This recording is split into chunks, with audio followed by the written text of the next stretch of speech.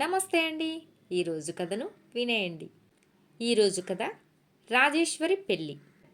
రాజేశ్వరి సవతి తల్లి పెంపకంలో చిన్నతనం నుంచి అష్టకష్టాలు పడింది. ఆమెకి 20 ఏళ్ల వయసు వస్తుండగా తండ్రి విషజ్వరంతో చనిపోయాడు. రాజేశ్వరికి పెళ్లి చేయడం సవతి తల్లి కాంతమ్మకు ఏమాత్రం ఇష్టం లేదు. రాజేశ్వరి పెళ్లి చేసుకుని వెళ్ళిపోతే ఇంటి పనంతా ఎవరు చేస్తారు? తన సొంత కూతురిద్దరికీ చాకిరీ ఎవరు చేస్తారు అని రాజేశ్వరికి పెళ్లి చేయటం మానేసింది. అలా అని పెద్ద పిల్లకి పెళ్లి చేయకుండా తన కూతురిద్దరికీ పెళ్లి చేస్తే ఊరిలో వారు తలకో మాట అంటారు. అందుకే కాంతమ్మ ఊళ్ళో అడిగిన వారికి అడగని వారికి మా రాజేశ్వరికి జాతకరీత్యా పెళ్ళైన ఏడాదిలోగా కట్టుకున్నవాడు హరి అంటాడట. ఇక దాన్ని చేసుకోవడానికి ఎవరు ముందుకొస్తారు అంటూ లేనిపోని మాటలు చెబుతూ రాని కళ్ళ నీళ్లను కూడా పమిటి చెంగుతో తుడుచుకునేది. ఇలా ఉండగా ఒకరోజు పక్క ఊరు నుంచి ఒక 80 ఏళ్ల ముసలాయన రాజేశ్వరిని పెళ్లి చేసుకోవటానికి వచ్చాడు. ఆయన కళ్ళు కళ్ళుమని దగ్గుతూ, నాకు జాతకాల పట్టింపు లేదు, పిల్ల నాకు బాగా నచ్చింది అని చెప్పాడు. ఆ ముసలాయన వెంట వచ్చిన గుమస్తా కాంతమ్మను పక్కకు తీసుకువెళ్ళి, కాంతమ్మ, ఈ పెళ్లి గనక మీరు జరిపిస్తే అయ్యగారు మీకు 2 లక్షల డబ్బిస్తాడు, పెళ్లి ఖర్చు కూడా ఆయనే భరిస్తాడు అని అన్నాడు. అప్పుడు కాంతమ్మ, అయితే ఇకనేం, 10 రోజుల్లో ముహూర్తం పెట్టుకుందాం అని సంతోషంగా అనేసి వారిని పంపించింది. రాజేశ్వరేమో సవతి తల్లితో, ఈ జన్మంతా నేను పెళ్లి చేసుకోకుండా మీతోనే ఉండిపోతాను, నాకీ పెళ్లి చేయకండి అంటూ కాంతమ్మను చేతులు పట్టుకొని బ్రతిమలాడింది రాజేశ్వరి.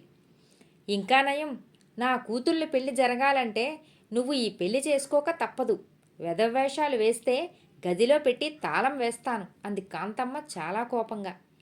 ఆ ముసలాడితో పెళ్లి కన్నా చావు ఎంతో మేలనిపించింది రాజేశ్వరికి. ఆ రోజు రాత్రి ఇంట్లో అందరూ నిద్రపోతుండగా రాజేశ్వరి ఇంట్లో నుండి బయటపడి అడవి మార్గం పట్టింది. శ్రావణమాసం కావడంతో అంతకుముందే కురిసిన భారీ వర్షాల వల్ల దారి అంతా బురద బురదగా ఉంది. దారికి అటూ ఇటూ పెరిగి ఉన్న ముళ్ళ పొదల్లోంచి కీచురాళ్ళు చెవులు గింగురు మనేలా అరుస్తున్నాయి. రాజేశ్వరి ఇవేమీ పట్టించుకునే స్థితిలో లేదు.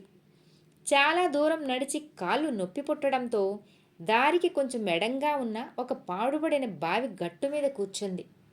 ఆమె కూర్చుని తన గతం అంతా తలుచుకొని బాధపడుతుంది. ఇంతలో, ఓహోహో, ఎవరి అందాల భామ, ఎవరా చక్కని చిన్నది, ఎంత ధైర్యం, ఇంత రాత్రివేళ వచ్చి మా సొంత బావి గట్టు మీద కూర్చోవటానికి ఎంత ధైర్యం అంటూ ఒక ఆడ ఒక మగ దెయ్యం బావి పక్కనున్న చెట్టుపై నుండి రాజేశ్వరి ముందుకు దూకాయి. రాజేశ్వరి ఆ దయ్యాల వంక నిర్భయంగా చూస్తూ చిన్నగా నవ్వింది. ఇది చూసి ఆ దెయ్యాలు ఆశ్చర్యపోతూ, నీకు మా అతి భయంకరమైన రూపాలు చూస్తే గుండెల్లో దడా భయం కలగటం లేదా అంటూ ప్రశ్నించాయి. దానికి రాజేశ్వరి, చావడానికి ఇల్లొదిలి వచ్చాను, ఇక నాకు భయం దడా ఎందుకు అంటూ మరొకసారి నవ్వింది.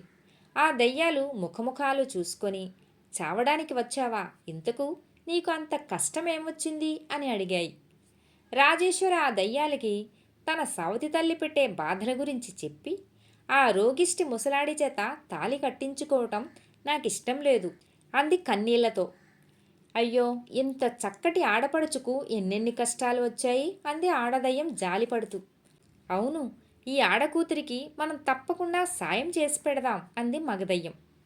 తర్వాత దయ్యాలు రెండూ కలిసి రాజేశ్వరితో, విచారపడకు, నీ పెళ్ళి మహా మంచి లక్షణాలున్న కుర్రాడితో మేము జరిపిస్తాం, ఆ బాధ్యత మాది. అయితే మేం ఎవరితో ఏం మాట్లాడినా నీవు మాకు అడ్డు చెప్పకూడదు, సరేనా అని అడిగాయి. అలాగే అన్నట్టు రాజేశ్వరి తల ఊపింది. ఆ వెంటనే ఆ 2 దయ్యాలు మనిషి రూపాలు ధరించాయి. అప్పటికప్పుడు సృష్టించిన ఒక గుర్రపు బండిలో 4 మూటలు సర్ది, అమ్మాయి రాజేశ్వరి, బండిలో కూర్చో తల్లి, మే నీ తల్లిదండ్రులం, ఆ మాట మర్చిపోకు అని రాజేశ్వరికి చెప్పాయి. గుర్రపు బండి బయలుదేరి వరద నీటితో ఉధృతంగా ఉన్న ఒక వాగు దగ్గర ఆగింది. మరొక గుర్రపు బండి కూడా అక్కడ ఉంది. ఒక యువకుడు ఆ బండి పక్కగా పచార్లు చేస్తున్నాడు. అంతలో గుర్రపు బండిలో నుండి 3 మనుషులు దిగారు. వాళ్ళు ఆ యువకుడితో మాట్లాడుతున్న తీరు చూసి అతడి తండ్రి తల్లి చెల్లెలు అని గ్రహించింది రాజేశ్వరి.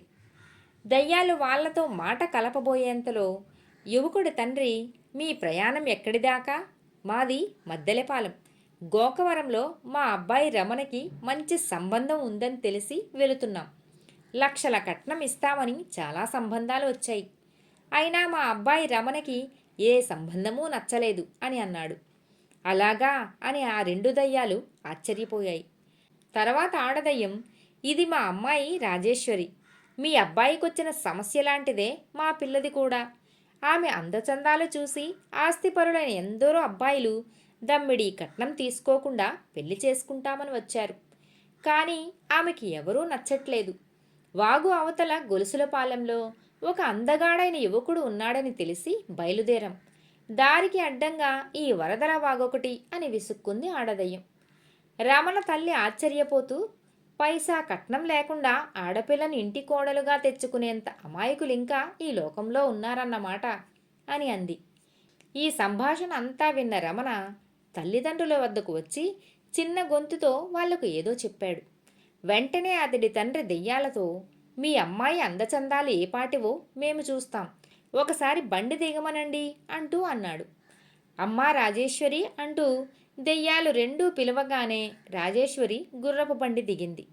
ఆమెను చూస్తూనే రమణ అబ్బురుపాటుతో తలాడించాడు.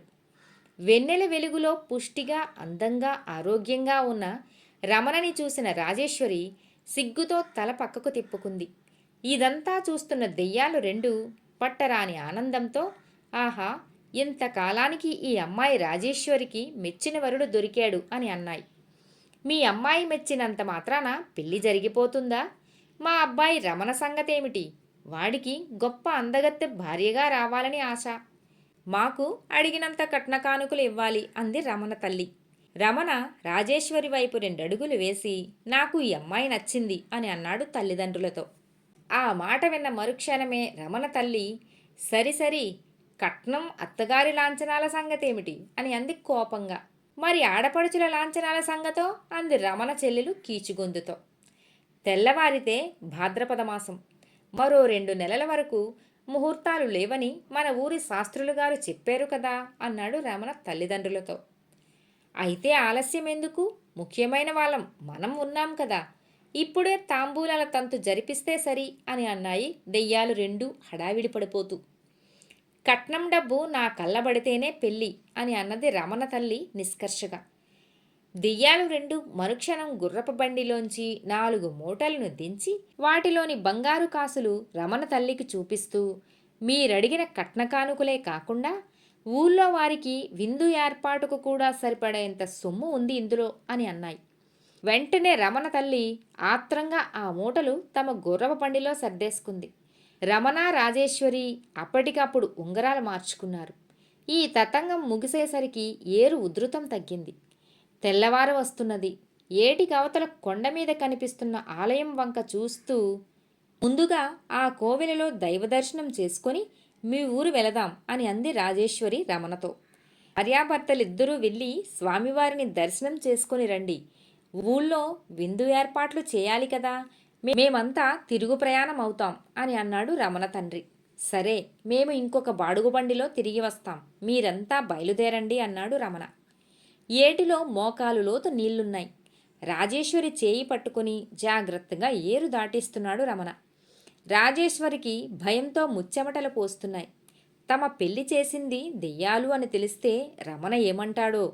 ఏది ఏమైనా అసలు సంగతిని ఇంకా దాచినట్లయితే ప్రమాదమని భావించి, క్షమించండి, నా పెళ్లి చేసింది నా తల్లిదండ్రులు కాదు, దెయ్యాలు అంటూ తన గురించి ఏమీ దాచకుండా అంతా చెప్పేసింది రాజేశ్వరి రమణకు.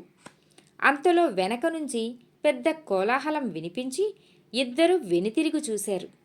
అంతా మోసం, దగ, బంగారు కాసులంటూ ఇచ్చిన మూటల్లో ఉంది ఎముకలు బూడిద అంటూ పెద్దగా అరుస్తూ ఆ మూటల్లోని బూడిదని కిందకు కుమ్మరిస్తుంది రమణ తల్లి.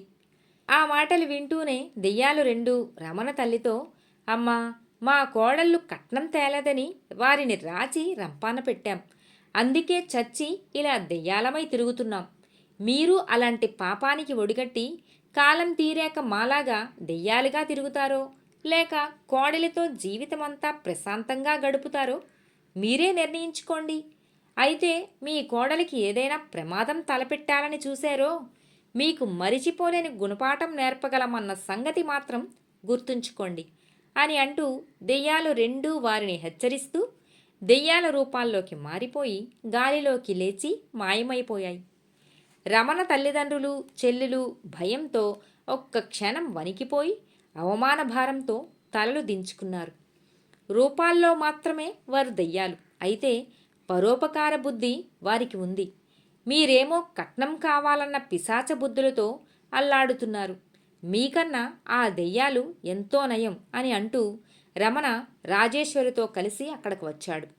రమణ, మాకు బుద్ధి వచ్చిందిరా, ఇక ఈ జన్మకు కట్నం మాటే ఎత్తం, మమ్మల్ని క్షమించు నాయనా అన్నారు తల్లిదండ్రులు.